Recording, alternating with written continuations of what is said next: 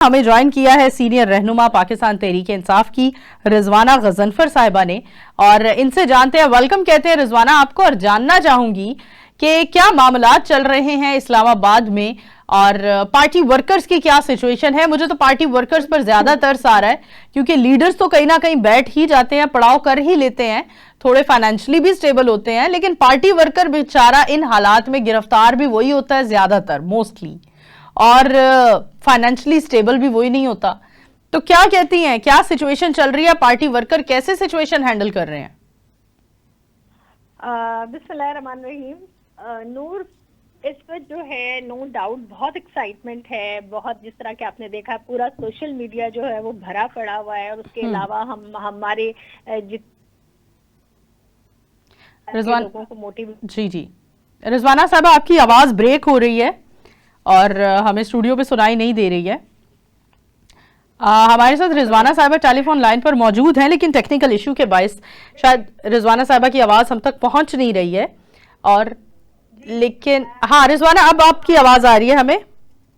असल में मसला ये है कि आपको पता है ना, हम पाकिस्तान में रहते हैं और यहाँ पे नेट बंद कर दिया जाता है, और वैसे भी कल तो 24 नवंबर है। yes. तो अब तो वैसे ही आपकी भी आवाज बंद होने वाली है। अच्छा, तो हमें बताइए इस्लामाबाद की क्या सिचुएशन चल रही है। एक्साइटमेंट का तो आपने इजहार कर दिया, एंजाइटी का भी इजहार कीजिए कुछ। देखें, अभी तो एक तो सिचुएशन आपको समझ में आ गई ना कि हाँ। वो जब नेट बंद था, वो जो मैंने घर वाला नेट ऑन किया तो वो आपको मेरी आवाज आ गई। एक तो ये सिचुएशन चल रही है, ठीक है, कि हमें मुनकता किया जा रहा है, आवाज को बंद किया जा रहा है, चाहे जितना नुकसान हो, लाखों का करोड़ों का नुकसान हो जाए, जो लोग ऑनलाइन जॉब करते हैं, कुछ भी हो जाए, हमें फर्क नहीं पड़ता। हमने पीटीआई को बस किसी तरह दबाना है, किसी तरह रोकना है। हम बहुत घबराए हुए हैं, बहुत फ्रस्ट्रेटेड हैं, हमारी हालत खराब है। हमने सारी मुल्क की जो पुलिस है वो हमने इकट्ठी कर ली है अपने अवाम के लिए कि हमने उनको कैसे, और ये ढेर सारी प्रिजन वैन, पैलेट गन्स और आंसू गैस, और ये सब हमारी जो हुकूमत और जो हमारे शाफिया जो है, जो हमारी एस्टैब्लिशमेंट है, उसमें सारी ये जो सब कुछ तैयारी अपने अवाम के ऊपर, ये सब चीजें चलाने के लिए, आंसू गैस फेंकने के लिए, पैलेट गन मारने के लिए सारी तैयारियां मुकम्मल हैं। और उस दूसरी तरफ ये हाल है कि हमारा वर्कर इस वक्त बहुत चार्ज है, बहुत एक्साइटेड है। और जिस तरह से हमारी कैंपेन चली, आपने देखा है कि जगह जगह हमारे वर्कर्स ने जाके स्टिकर्स भी दिए हैं, लोगों को मोटिवेट भी किया है, लोगों में जगह जगह जाके चीजें भी बांटी है। वो और बात है कि बंदे उठाए भी जा रहे हैं, गायब भी किए जा रहे हैं, खवातीन को भी उठाया जा रहा है, घरों में छापे पड़ रहे हैं। अब तक कितनी गिरफ्तारियां हो चुकी हैं रिजवाना? हमें थोड़ा गिरफ्तारियों के बारे में बताइए कि कितने पार्टी वर्कर्स को गिरफ्तार कर लिया गया है। लाहौर में एक दो गिरफ्तारियां हुई हैं, मुझे एग्जैक्टली नाम नहीं याद जिनके हैं कि उनके। अच्छा, बहुत एग्जैजरेट किया जा रहा है फिर शायद मीडिया की तरफ से, क्योंकि आपके जराये सिर्फ 1 से 2 गिरफ्तारियां बता रहे हैं और हमारे जराये का कहना है कि सैकड़ों पार्टी वर्कर गिरफ्तार कर लिए गए हैं। देखें, सैकड़ों पार्टी वर्कर बिल्कुल गिरफ्तार किए गए, मैं आपको बता रही हूँ कि वो तो अब उनकी जमानतें हो चुकी, सारा रिकॉर्ड पुलिस के पास था। उन तक एक्सेस करना जो है वो बहुत इजी है। अब वो वर्कर्स जो है वो सैकड़ों बल्कि हजारों की तादाद में है। तो जितना जहां मौका हमारी पुलिस को लगा, आपको पता है हमारी पुलिस किस टाइप की है, क्या उनको तो वैसे भी ये माल पानी चाहिए, तो वो जहां जहां उनका मौका लग रहा है वो जाके उनके घरों में उनको तंग कर रहे हैं, उनके जो है वो गेट तोड़ के दाखिल हो रहे हैं। मतलब अब पाकिस्तान में तो मसला ही नहीं है ना, आप किसी के घर घुस जाएं, बेडरूम में घुस जाएं, कहीं भी घुस जाएं, तो वो तो कोई बात ही नहीं है ना।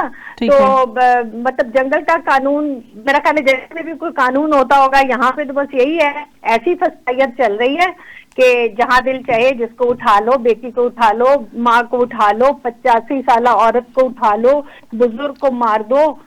तो स्ट्रैटेजी के बारे में हमें बताइए रिजवाना साहबा, स्ट्रैटेजी क्या है 24 नवंबर की, और क्या आपको लगता है कि पाकिस्तान तहरीक इंसाफ को ही मुल्क की सलामती के लिए, अमन की सलामती के लिए, अमन की खातिर कहीं ना कहीं रुक जाना चाहिए? क्योंकि हुकूमत तो नहीं रुक रही, हुकूमत तो बिल्कुल, मतलब हमें हुकूमत की तपिश नजर आ रही है और उसकी तपिश के असरात हम तक भी पहुंच रहे हैं। नूर, मुझे ये बताएं कौन सी सलामती? ये जो पिछले 2 साल से जो कुछ हो रहा है, मईशत का बेड़ा गर्क कर दिया गया और इतने वादे, इतनी बड़ी बड़ी बातें की गई थी, वहां से 2 अरब इतने अरब आ रहे हैं, वहां से इतने अरब आ रहे हैं और बिल्कुल सिफर।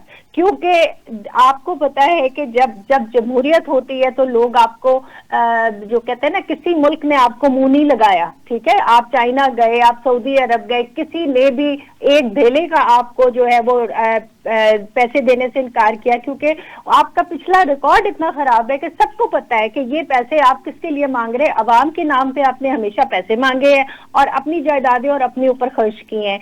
तो इस दफा तो इनको इतने एक्सपोज हो गए कि इनको तो कहीं से कुछ नहीं मिला।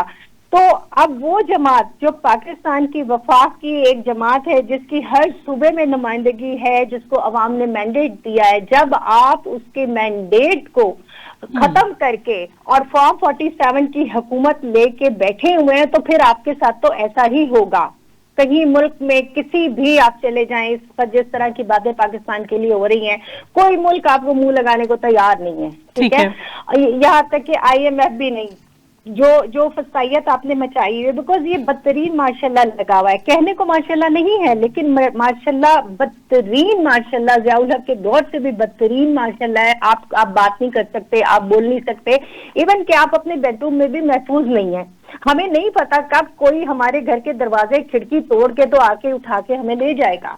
तो हम एक ऐसे मुल्क में रह रहे हैं, हम एक रिजवाना, क्या आपको लगता है मुल्क के अमन और अमन की सलामती के लिए, अमन को यकीनी बनाने के लिए आपको लगता है कि ये मामलात कुछ हद तक कंट्रोल भी होने चाहिए थे? क्योंकि जो पिछले हमने गुज़िश्ता साल में और मौजूदा साल में जो हमने सोशल मीडिया पर प्रोपेगेंडा होता देखा, क्या आपको लगता है हमारी नई नस्ल, मौजूदा नस्ल, हमारी एक क्या इमेज बन गई थी कि जिस तरह से प्रोपेगेंडा किया जा रहा था, तो क्या आपको नहीं लगता उसमें पाकिस्तान तहरीक इंसाफ की कुछ हद तक एक गलती थी?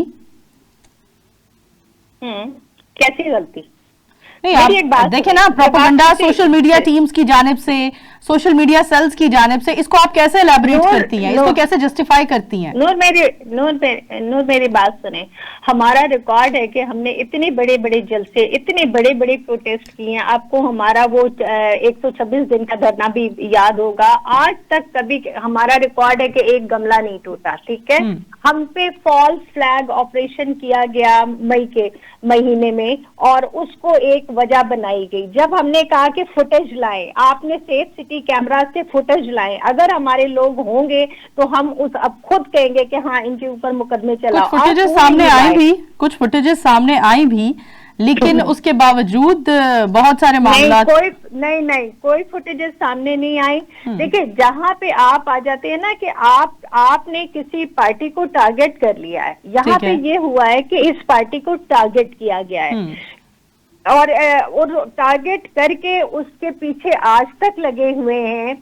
और उनको आप ये देख लें कि वो तमाम इदारे जिनका काम सिक्योरिटी का था, जिनका काम मुल्क की सलामती और डिफेंस का था, हर इदारा इस वक्त जो है उसका एक ही मकसद है कि PTI को कैसे खत्म करो, PTI को कैसे दीवार पे लगाओ, कैसे इनके वर्करों में फूट डालो, किस तरह इनके वर्करों को उठाओ, जेलों में डालो, जो करो। सारी क़यादत को इन्होंने जेलों में बंद किया हुआ है। ये कौन सी जमहूरियत है, मुझे बताएं। आज तक पाकिस्तान की तारीख में, चाहे ज़ियाउल हक का दौर रहा हो, चाहे मुशर्रफ का दौर रहा हो, कभी इस तरह की फसाइयत और जुल्म नहीं हुआ। और सबसे इम्पोर्टेंट ये कि औरतों के साथ जो कुछ किया गया है उसकी कोई मिसाल नहीं मिलती। हमें बड़ा फख्र था कि हम पाकिस्तान में रहते हैं और हम खवातीन में पाकिस्तान का एक तकद्दुस है, एक उनकी एक ऐसा है कि हमारे एहतराम में जो है वो मर्द, अगर हम कहीं खड़े होंगे तो वो हमें जगह देते हैं, हमें एक प्रोटोकॉल दिया जाता है।